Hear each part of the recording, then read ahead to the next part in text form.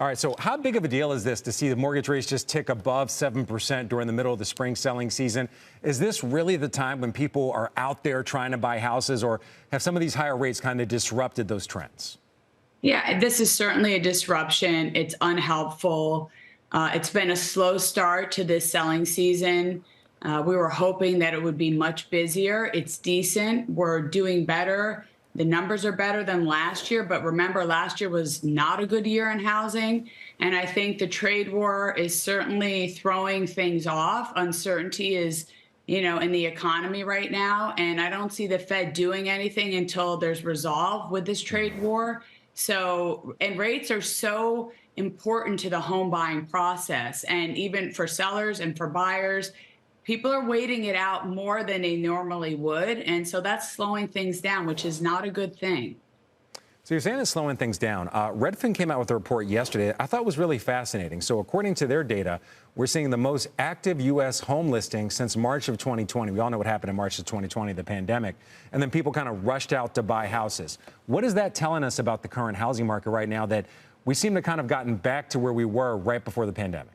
Yeah, it's there has been a buildup. People are out there, and remember from the last quarter, the sentiment has been good, but we're starting to feel consumer confidence slow down. But we did see a glut of inventory come on the market, which was a good thing. People are willing to list and sell. What I do think that means is that sellers and buyers are starting to understand and recognize that the rates that were 2 and 3% are gone. Those days are over. Now they have wrapped their heads around the fact that the 5, 6%, 7 is where mortgage rates are going to be for some time. And hopefully they don't go up further. So I think people are recognizing that, and people who need to sell are selling. But I wish it was a little bit busier than we were hoping for. Yeah, I think every real estate agent hopes that as well.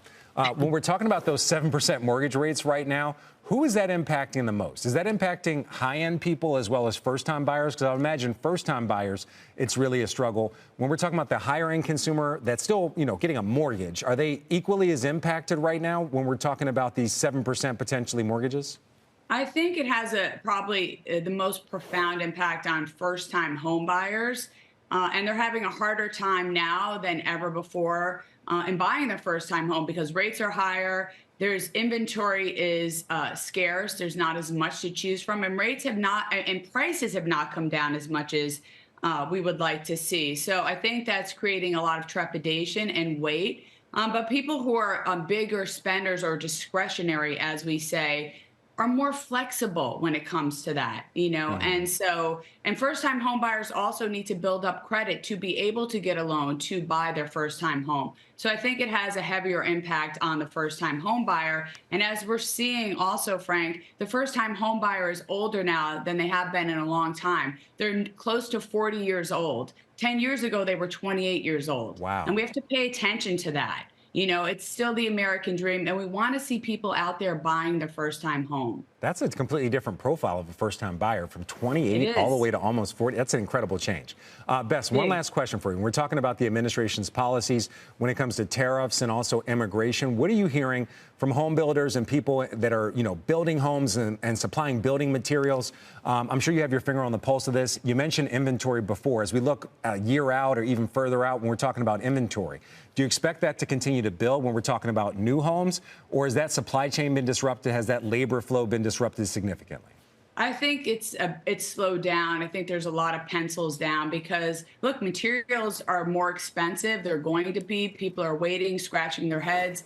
They want to know what costs will be, and they're ticking up. So I think that has put a pause on a lot of people who are thinking about or wanting to build because it's just so much more expensive. They have to decide whether it will make sense.